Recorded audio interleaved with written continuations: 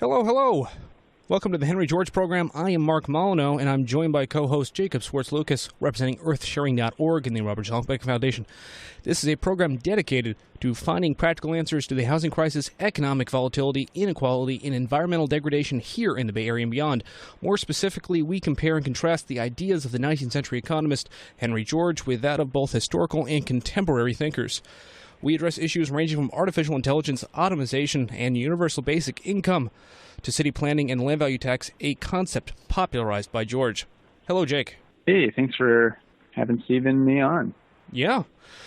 Today on the show, Steve Barton is the co-chair of the Committee for Safe and Affordable Homes established to support passage of a windfall profits tax on residential landlords, which was passed in the November 2016 ballot in Berkeley, California. He previously served as Berkeley's housing director and deputy director of the Berkeley Rent Stabilization Program. His work on affordable housing received a National Planning Award from the American Planning Association and Affordable Housing Leadership Award from the Nonprofit Housing Association of Northern California. Barton also serves on the board of the Bay Area Community Land Trust, which specializes in the development of limited equity housing cooperatives and is active in the East Bay Housing Organizations and Democratic Socialists of America.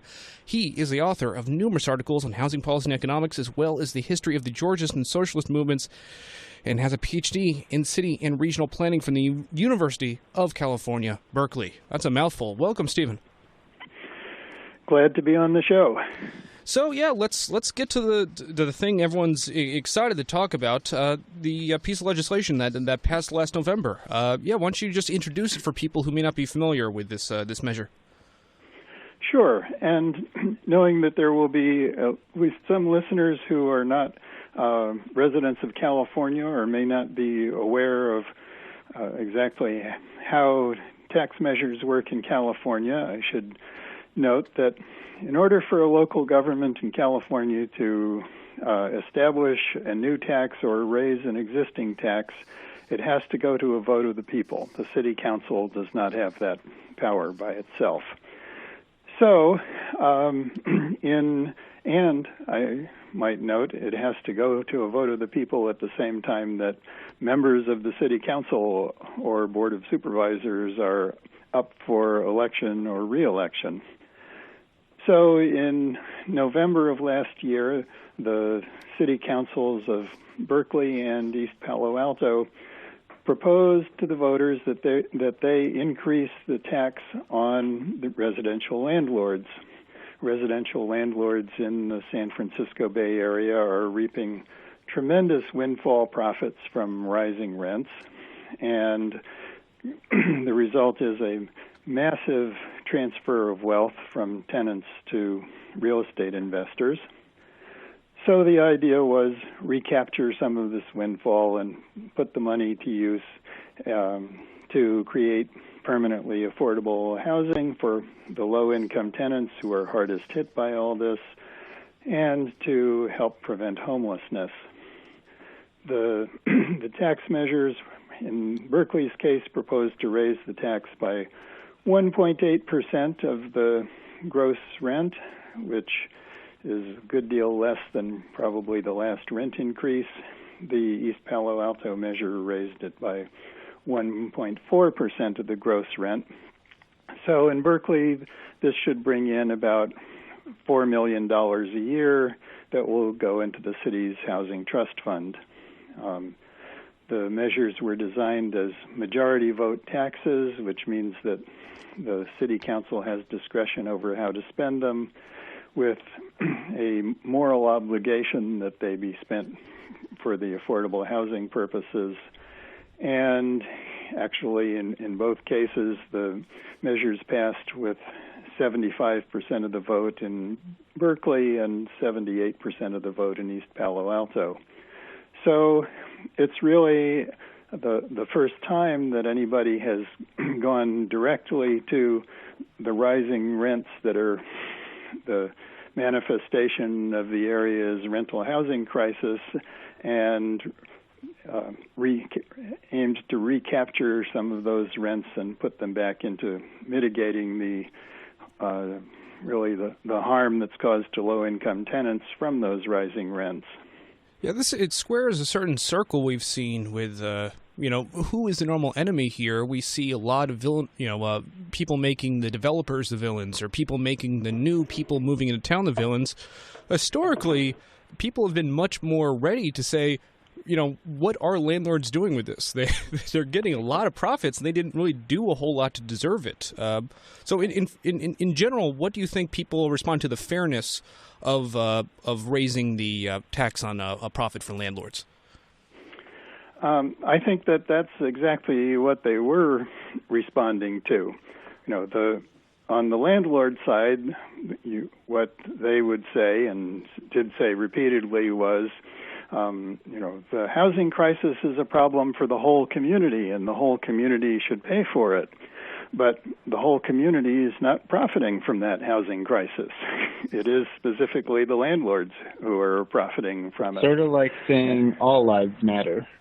Well, I think in the case of the housing crisis in the Bay Area and the rising rents, it's in somewhat an opposite case in that the entire community is making the Bay Area a good place to live. I mean, we have a wonderful climate and physical setting that was created by God or the universe, depending on your spiritual beliefs. We have a really wonderful, diverse, and creative culture. That combination, and we have generally pretty good local government services. We keep the transportation and schools going and provide public safety, and then we have businesses that thrive off of that diverse and creative culture and happen to be creating quite an economic boom in the area. So the entire community is making this a really great, attractive place to live. And the result is you get increasing demand for moving into the area that's increasing far faster than the housing supply can possibly increase. And the result then is that landlords are a small sector of the community, those people who own real estate, are particularly able to take the value that the whole community has created and charge higher rents. Yeah, so here's a quote, and I'll reveal the quote who spoke it later. As the community grows, site values and land values increase. This increase in site values is not made by the industry, skill, labor, or forethought of any individual. It is an increase in the value arising out of the association or coming together of men. That may sound like a Henry George quote. It's actually by J. Stitt Wilson, Jackson Stitt Wilson, that is, who's a part of Berkeley history, and I really interesting figure. And I know, I believe you're working on a biography of Mr. Wilson. Yes, that's right. It's one of those. I find him a fascinating man. He was mayor of Berkeley for only 2 years. He also worked in the early 1900s. In 1912 and 1914, he worked on statewide initiative campaigns to give local governments the option to tax land values rather than just the current property tax structure, which taxes land and buildings, or to do some combination of the two. But the basic idea was to increase the level of tax on land values and tax that community-created value. One of the things that's interesting about J. Stitt Wilson is that he was a socialist and a Georgist at the same time, and since Henry George, during the latter part of his career, was very hostile towards socialists, that's considered an interesting combination, and I think that it goes back to the fact that this society really doesn't recognize the way an enormous part of the economic value that we create as a society is indeed the result of the cooperative social workings of the society and is not based on just what any particular individual did. And then that sort of nugget of understanding that a lot of value is socially created rather than just individually created is something that's absolutely rejected by most of the, by the current sort of focus on free market economics and the assumption that whatever someone makes, no matter how many billions of dollars they have, that somehow they earned it. Well, I'd say historically it has not really been, I guess, very difficult to find, a socialist movement and a Georgist movement compatible. They worked. The progressive movement, after all, drew a lot of strength from Georgism. I'm reminded of a quote by George. I'm just paraphrasing, of just saying that he is happy to march with the socialists. He thinks he can stop when they reach the ocean, and he thinks they believe they have to walk all the way to China. He didn't think it was he didn't think it was possible, and he thought that getting the ocean was good enough. But he felt that he was happy to march for part of the way with them. Certainly. Oh well, that's interesting. I should hunt up the quote, because actually Stitt Wilson said something to the at a Georgist dinner one year that was very similar, coming from the opposite direction, basically saying that he was happy to march with the Georgists until they arrived at that particular destination, and then he would continue on.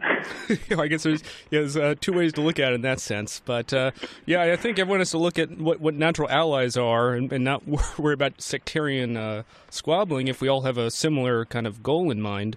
And the goal here is just basically to make housing affordable and fair to all. Right now in Berkeley, things are pretty bad. I mean, if you just want to describe to people not familiar with it, what are the worst things about the current housing situation in Berkeley today? Yes. Well, let me start by stepping back and say what the worst thing about the housing crisis in the overall San Francisco Bay Area is. And that is that literally tens of thousands of people have been forced out of their homes and forced to move away from their friends and family, their jobs, and out into outlying areas where there are lower rents. So there's been massive disruption and displacement of people's lives. Now, in a number of cities, Berkeley, San Francisco, East Palo Alto, to some extent Oakland, where there are rent stabilization systems with varying degrees of strength, at least most of that displacement has been prevented. So in Berkeley, you have several thousand low-income tenants who've been in their units for a long time, who now have rents that, given that over the last 5 years market rents have gone up tremendously, anywhere from 50% to and more. You now have tenants in place whose rents are half of what the current market level is, so that if they had to move, there's no way that they could afford a place to live, and they're basically holding on for dear life. And we know from surveys that a high percentage of those people are either elderly or disabled, as well as being low income. So one of the things that's a serious issue in Berkeley is simply that even though people are protected, there's a fear level that if something were to happen, if they were to miss a month's rent and not, and give the landlord a good reason for evicting them, that it could completely destroy their current lives. This is one of the reasons why we passed the tax measure, which was in Berkeley was called Measure U1, because part of the money will go to create an emergency assistance fund that will provide people with one-time assistance if there's some crisis in their life where, for example, somebody stole their paycheck or they lost their job and it took them a couple of months to find a new one and they didn't have enough savings to cover the rent and didn't have enough in the way of support from family or friends to cover the rent. So we're going to create an emergency fund to help people who run into one-time problems. The other thing that's happening, of course, is that there's quite a, every time a unit does turn over, because people do need to move, and for that matter, we have a large student population in the areas right next to the university that tends to move every couple of years. The result is that rents there have skyrocketed, so it's become much harder for basically for people from low-income families to afford to attend UC Berkeley. And it's really a shame to lose that kind of an opportunity. The UC Berkeley actually has affiliated a large student cooperative that houses about 1,200 students and has very low rent and meal costs because it's a limited equity cooperative. Most of the buildings were paid off long ago. And again, one of the prospective uses for the funds from our Measure U1, it will be to help that student cooperative expand, provide some subsidy so that they can house more low-income students. And and it just continues on and on. I mean, Berkeley is a city that's known for protecting the rights of the disabled. In fact, the citizens of Berkeley have even taxed themselves through a parcel tax, a small payment of about $25 a year made by every real estate parcel in Berkeley, mostly homeowners, and to provide emergency services to people with disabilities, especially, for example, someone's motorized wheelchair breaks down and they can't get to the doctor without it, that they'll, there's a service that will come in and then help them. So the city led the way in providing curb cuts for disability access. So here's a city with actually a somewhat disproportionate number of disabled people who moved there because it was a much more friendly city for disabled people to live in. And now those who are there are hanging on for dear life, and it's much harder for people with disabilities who are not also working as lawyers or have a tech job or something like that to be able to afford to move into Berkeley. The diversity of the community is, I think, starting to diminish somewhat.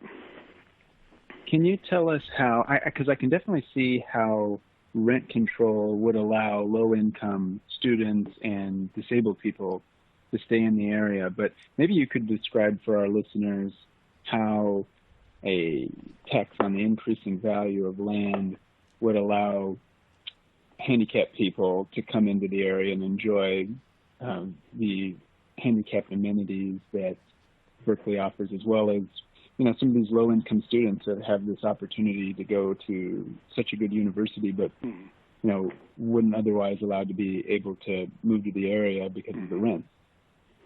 Sure, and I can see that one thing I left out that some of your listeners would need to know to understand what I just said is that in California, when a city has rent control, when the tenant moves out, the unit is decontrolled and the landlord gets to charge whatever the market will bear. The unit is then recontrolled starting at that new rent, but rent control does not permanently hold the rents down. It does it only to protect the tenant who's currently in place.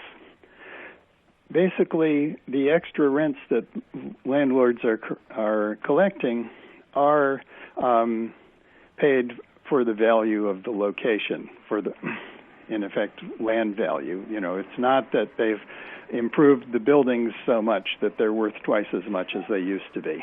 It's that the demand for locations in places like Berkeley has gone up tremendously. And as we discussed earlier, the value of the location is a creation of the community, not of the individual landlord. So what we're trying to do with the Measure U1 is tax some of that increased value of the location, and it would be great if we could actually tax more, but we had what we felt was a prudent start because it had never been done before.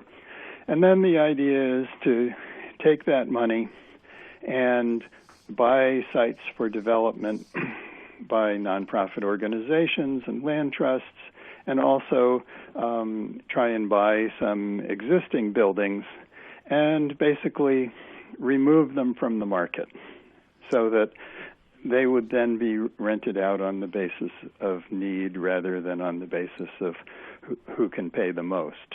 And by removing the land from the market, it then makes it possible to rent them, or in the case of a co-op, have sort of monthly maintenance fees that are very affordable, but only if you buy out the current high cost of the land that which is the cost of the property on the current market. And a question people have to ask is, why is the land so expensive? And I think a big reason is because if you can grab it, you don't get taxed on it, and you can make a lot of profit that way. And I mean, sell it for more. Yes, you can. And people. I guess when you talk about how successful this was, I'm looking at the measure in front of me and what it looked like to voters. There's a nice argument in favor of it. It has a bunch of different council members. No argument was submitted against it. Was there much of a backlash at all, or was this smooth sailing on the way along? Oh, no. We spent $75,000 on mailings in support of the campaign. The opposition spent $950,000, nearly $1 million in opposition. The fact that there was no argument submitted against it was because the staff person of the landlord organization made a mistake as to what day it was due, and That's a nice break. And was late in delivering it. Was this Krista Goldbranson, if I'm pronouncing her name? That's correct. Or is it? Okay. There's a fun quote by her I'm seeing here, just saying that she thinks the idea that landlords are profiting from the social product of privatized social goods, she considers that extreme and something that Berkeley residents wouldn't agree with, the general concept that they're profiting off of the common good. I mean, how do you agree? Do you think most people are pro-landlord, or do you think people tend to think that landlords, aren't really contributing to Berkeley?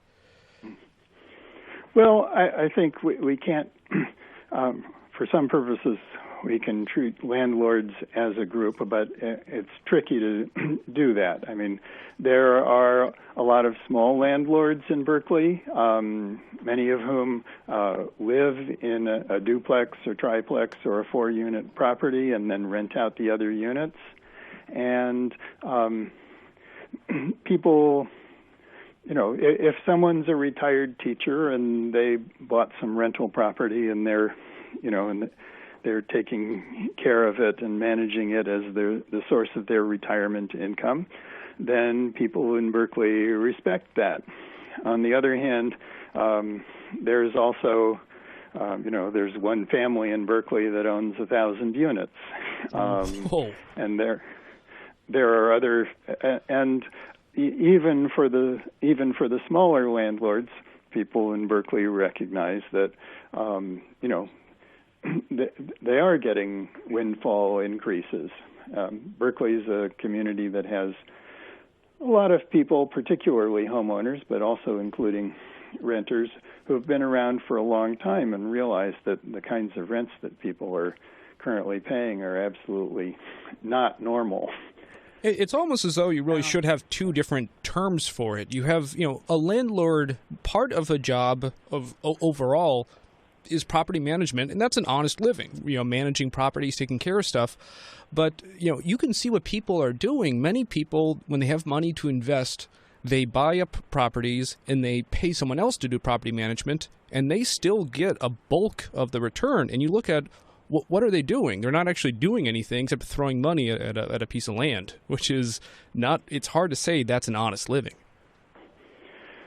Yes, a friend of mine, Nico Calavita, is a retired professor of city planning at San Diego State University, and he told me that one day he was asking people in his class what they thought of the idea of land value recapture, and one half the class really liked it, and the other half the class had the attitude that, if somebody's smart enough to buy up a property that where they then extend the transportation system, extend a streetcar line, and make it more valuable, that's your smarts as an investor, and therefore it should be your money. And then he also asked, what are your majors? The half the class that agreed with land value recapture were in the planning program, and the other half of the class that believed the investor should get the money were in the real estate program. That's funny. The real estate industry loves profits from increasing land values, because they don't have to do anything for them. Cosmetic improvements, some fresh paint, maybe some improved, new countertops so that the place looks shinier, and then you get to raise the rent tremendously as long as there's that increased demand for the location behind it. Whereas to actually build buildings and and thoroughly upgrade a whole building is very expensive, and the return that you get is far more ordinary. So the real driving interest of the real estate industry is always making something into the hot new neighborhood so that people will pay a whole lot more money for that location, for example. Precisely because it generates these windfall profits for very little investment. Well, and you talk about, I think an important thing to mention is, if the smart guy is going to invest in it, I mean, I could be smart and invest in stuff. I don't have a spare $1 million laying around, so it's smart and rich is an important thing there. Yeah. Well, one thing that I noticed about the proposal was that you explain the fact that there'll be more homes because you'll take the tax revenue and build more of this nonprofit low-income housing.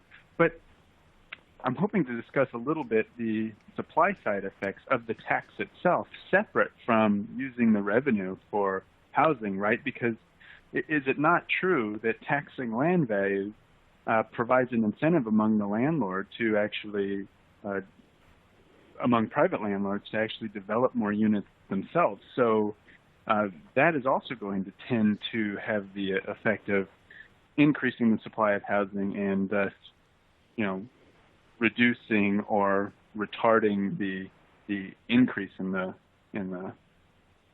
price of renting space in Berkeley and other areas where this is implemented. How would you respond to that? Well, unfortunately, this tax is only on properties that are already developed and being rented out.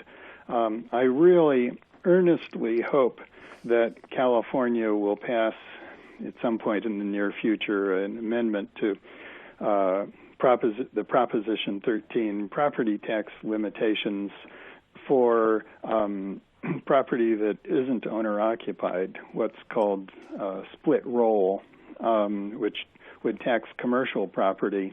Because if you look around the Bay Area, there's actually a lot of vacant or very underutilized property. And it's very easy for an investor to just sit on underused property for a long time because the taxes are low. It gets valued at, oh, well, it just has a gas station there, or it's just a vacant lot.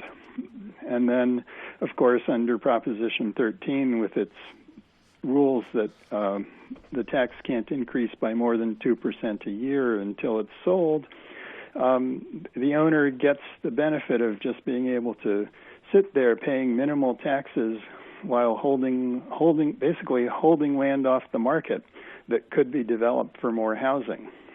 So it's not like when you buy stocks, for example, and you're helping to send signals out into the market about what a company may be worth. You're not actually doing harm by buying stocks. I mean, you could make certain arguments for, sort of activist type investing, but when you own land and you don't do anything with it, or you do less than you could do in terms of providing housing, you're doing harm to the community. So the tax itself actually has positive implications. Everyone thinks of taxes as just this necessary thing that we hate to deal with, but this is a rare kind of tax where the tax itself actually has positive effects, similar to, say, taxing pollution. We get less pollution. Taxing land actually helps drive more housing onto the market, which would tend to benefit everybody.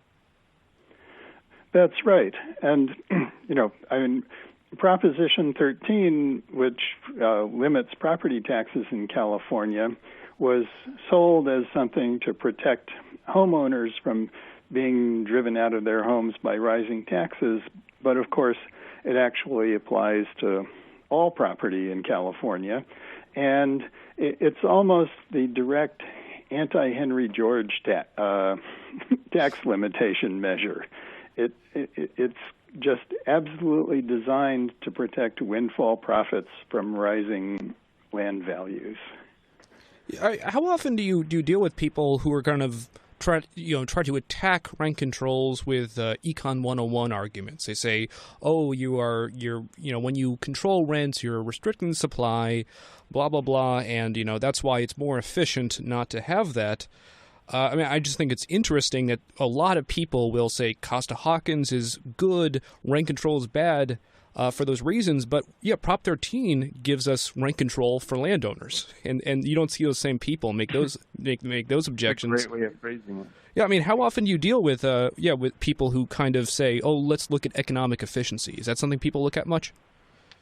Well, the rent control is currently a hotly contested issue in the Bay Area. In the last November's election, there were 5 cities had proposals for at least the allowable rent stabilization with vacancy decontrol on the ballot, and it passed in 2 of those cities. Interestingly enough, rents are skyrocketing in the state of Oregon, especially western Oregon, in the Portland area and the Salem area. And Oregon years ago passed a ban on local rent controls at the behest of the real estate industry, and there's currently a serious effort that has passed their House of Representatives but has to go through their Senate to remove that ban. And they asked me to come up and testify before a committee of the House of Representatives. And on the opposing side was a sort of libertarian economist saying all the usual things about how rent control would destroy housing.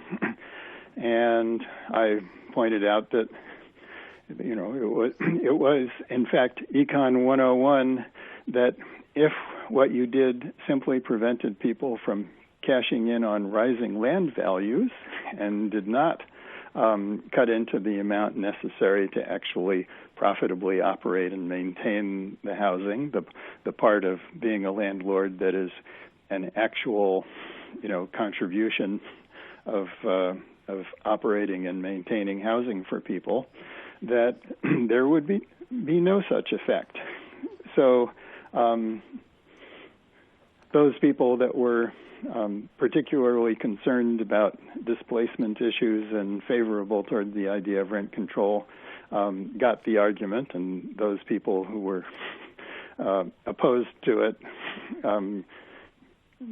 did not like the argument. I find it just kind of depressing. It's these people, it's kind of a dream world they have. They say, oh, if everything is perfect and everything is functioning and there's a housing market which works, you wouldn't need rent control. And I agree. If the housing market worked, we wouldn't need it. But it is, it's deeply broken, and it is for these very same reasons. And I'd say it is just, in my mind, cruel to say, well, let's move closer to the perfect world by making people suffer more who can't, who are screwed over by the system. And that, I don't know if people tend to see it that way or not, but that's.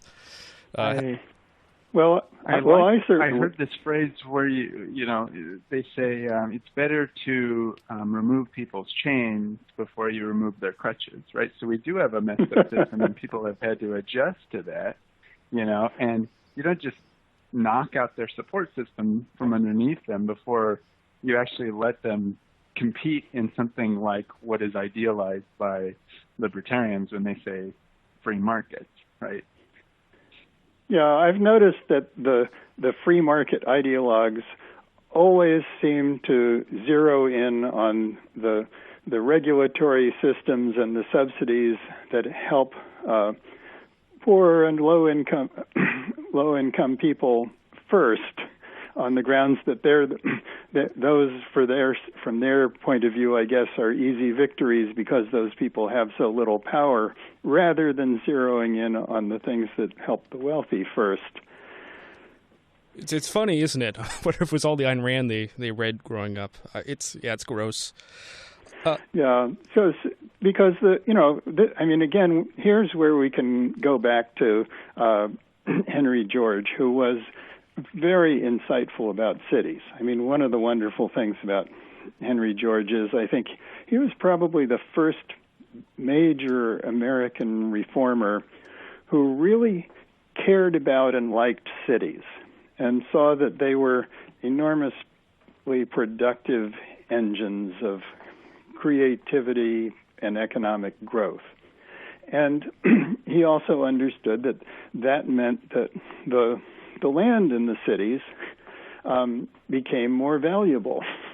And of course, if you look closely, also if we look closely at, then producing housing near those jobs in the cities, for example, you have to build, in order to get more of it, you have to build at higher densities, and it becomes more expensive per unit to build at higher densities. So the increasing supply argument, yes, it's valuable to increase supply. We should try and get more buildable land onto the market. We should encourage more housing to be built. But especially in dense, already built-up areas, of which San Francisco is one, Berkeley is another, the supply can't push, increased supply can't push the rent levels back down to, and home prices back down to what they used to be. So the result is that there's a continuing increase in that locational rent, that land rent. And the only way to deal with that is really, again, try and protect people from displacement. And what would be fair would be to then tax those increasing land values and use them for the larger benefit of the community. Yeah, the supply, the increase of supply guys, I mean, they're absolutely correct in that, yes, supply and demand works. It will drive down prices.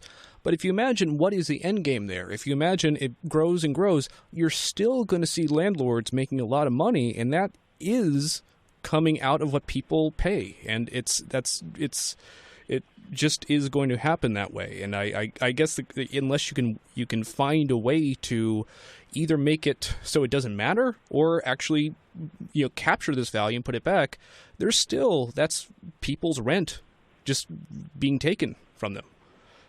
Well, in an era when you have as president Donald Trump, somebody that didn't just make his money on real estate. I mean, a lot of it was his business, just the way he did business, which is repugnant. It's not only important that people have affordable rent, right?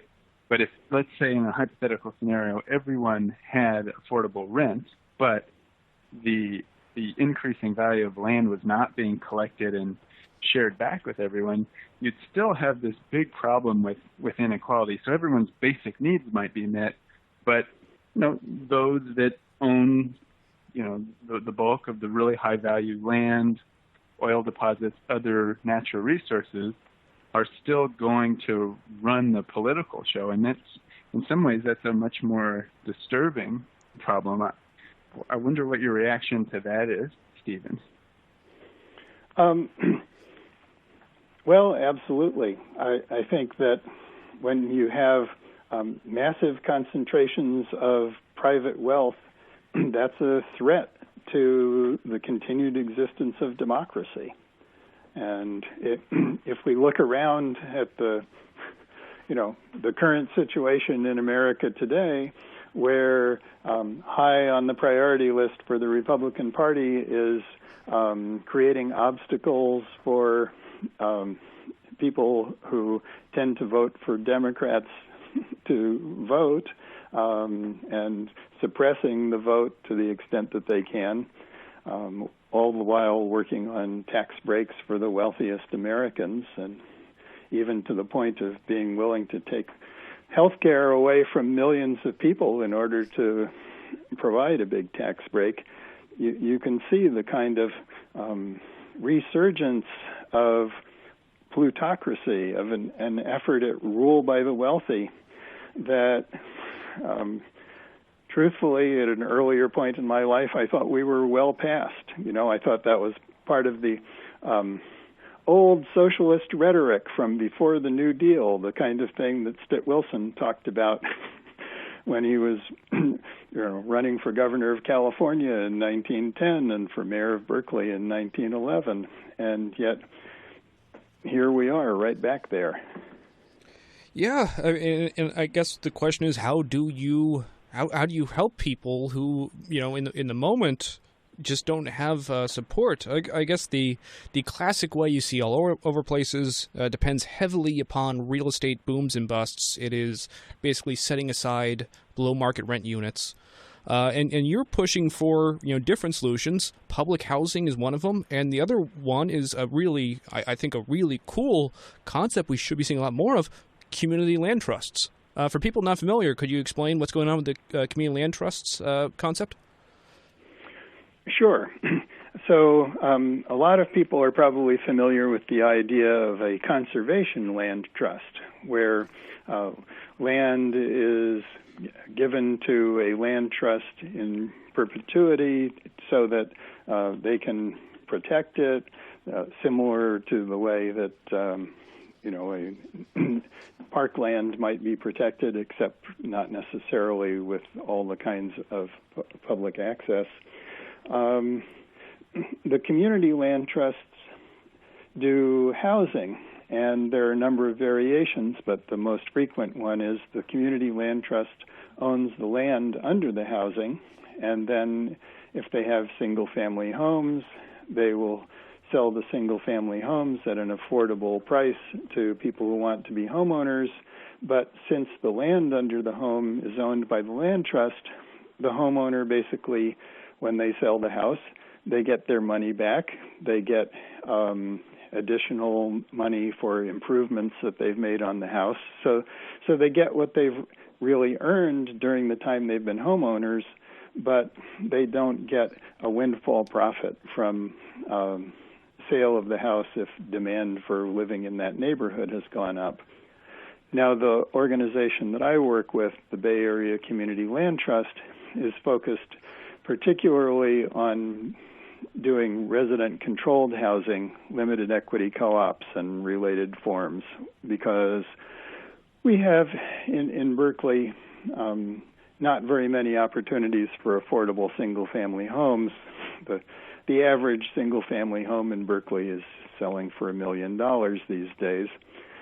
But there are plenty of small apartment buildings that would be good for cooperative ownership, and so we work with them we work with people who want to collectively own the property. I mean, a co-op is sort of like a condominium, except that it admits that the people collectively own the property, whereas in condominiums, people think that they're buying an apartment that's somehow the equivalent of a single-family home, and then are often shocked to discover that they actually need to collectively manage the building with their neighbors.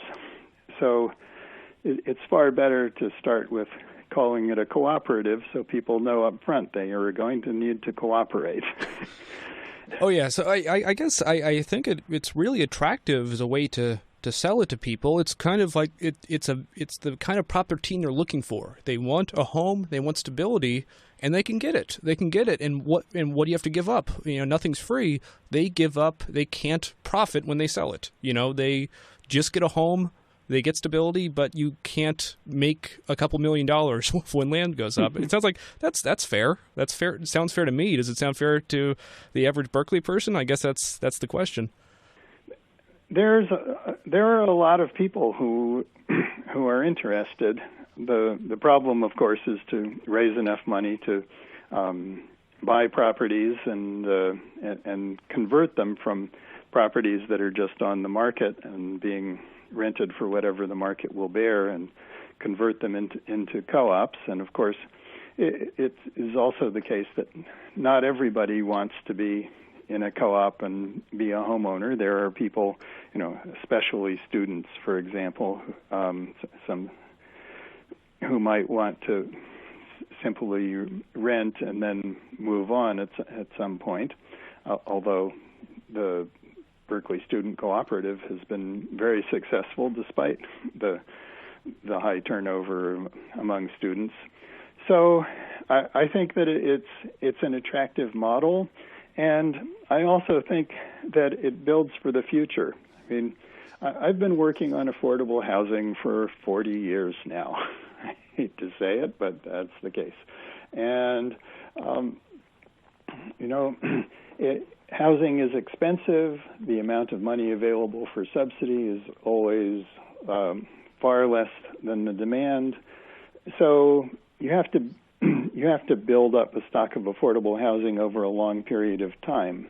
And by along with building up that stock of affordable housing, if you also are building up land trusts, if you're building up nonprofit housing developers, then you're building up independent organizations that care about affordable housing and that will sort of keep fighting, keep lobbying the legislature and their city councils for more money to go into it. Our campaign, the Measure U1 campaign to tax the landlords, was largely paid for by the nonprofit organizations that do affordable housing development, because they realized that there's just plain not enough money, and if they're going to create more, then we need to raise taxes. This was a fair kind of tax to bring more resources into the affordable housing movement. So I think one of the things that we have to think about when we think about how are we going to build support to move towards major valuable reforms like land value taxation, like building up a permanent stock of long-term affordable housing. We have to think about what kinds of things can we do that also create organizations with staying power that will keep the fight going for decades, because it's going to take a long time.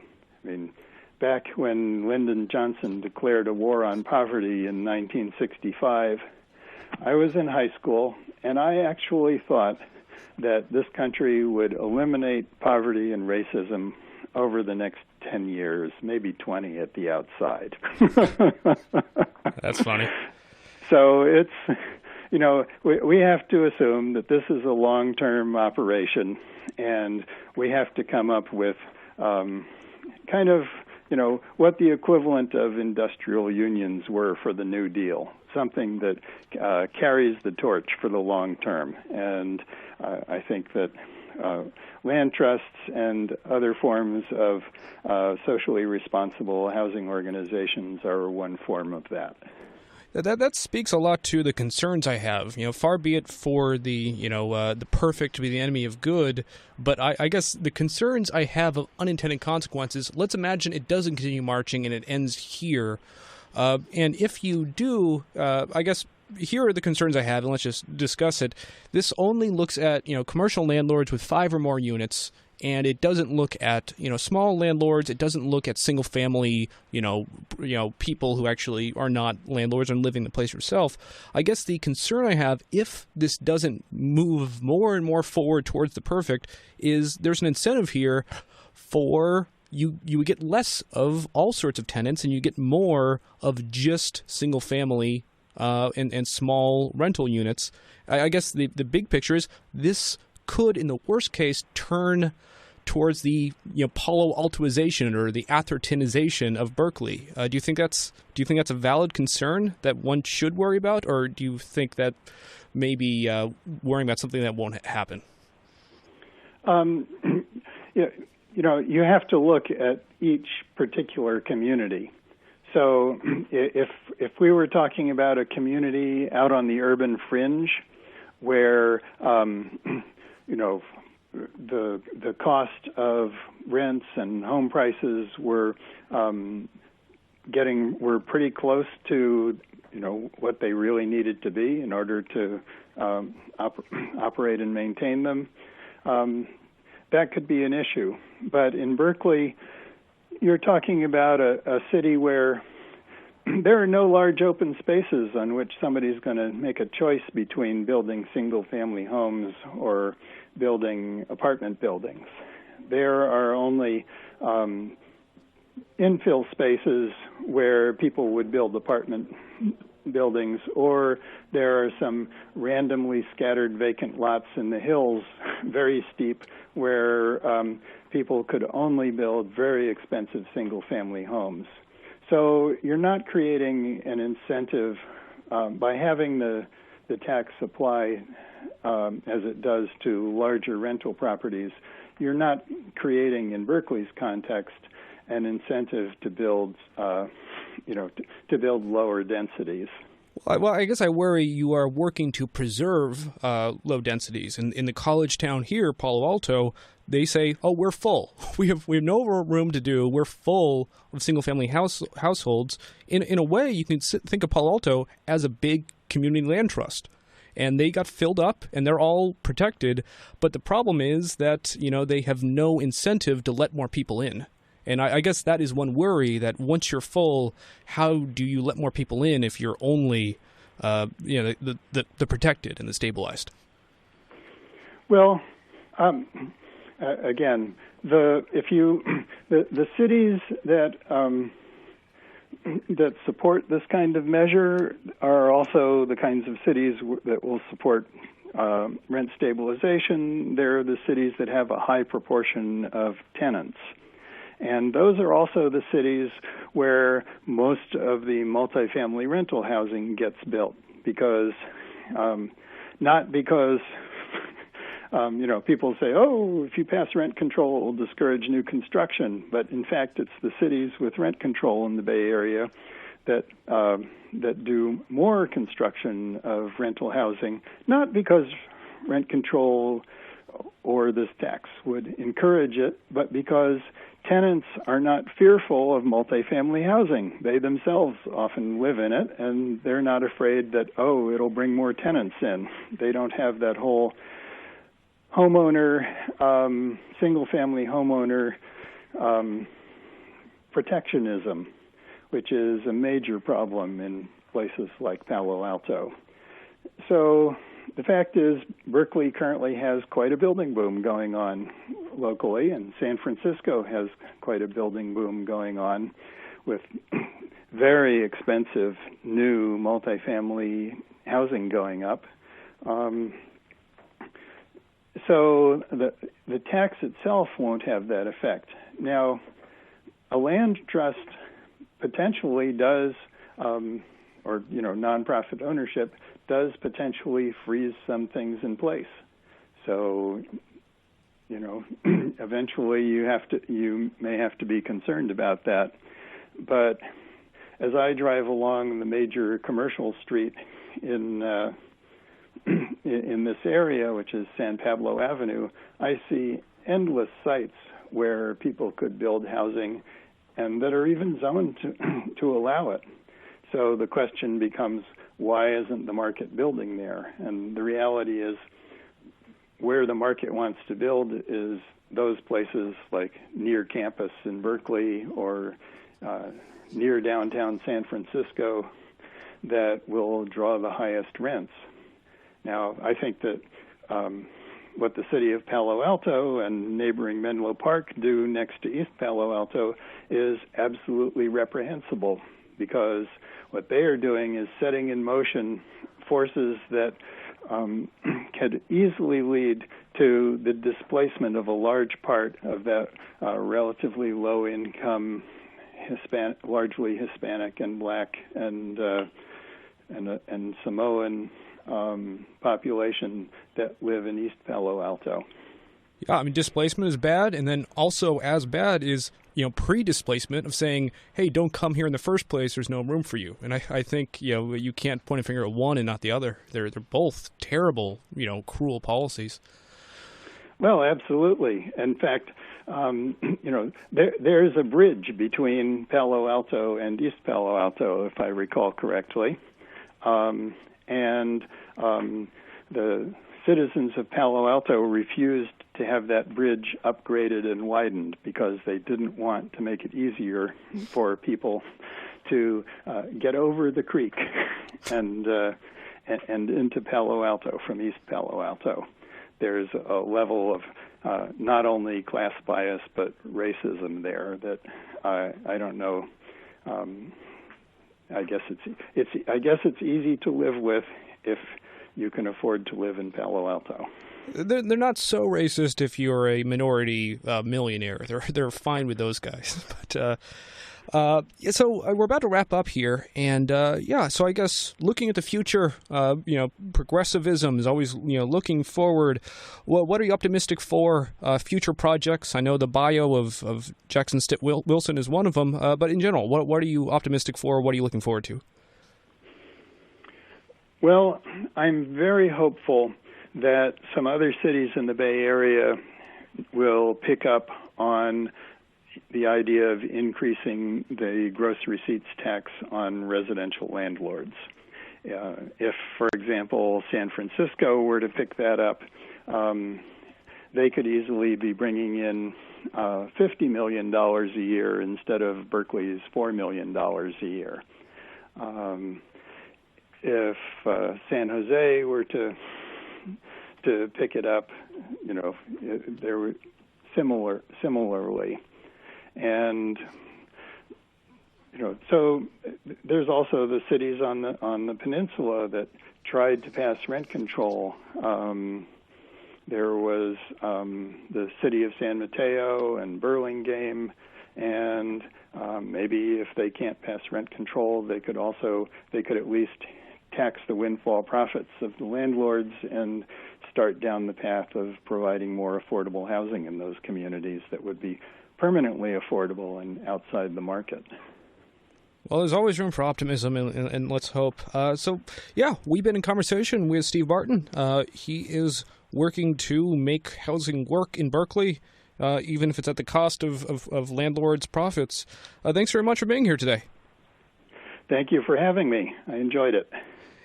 Yeah, so this is the Henry George program. It's a presentation of Case Issue Stanford. You can find old episodes and more at the website seethecat.org. Case Issue Stanford.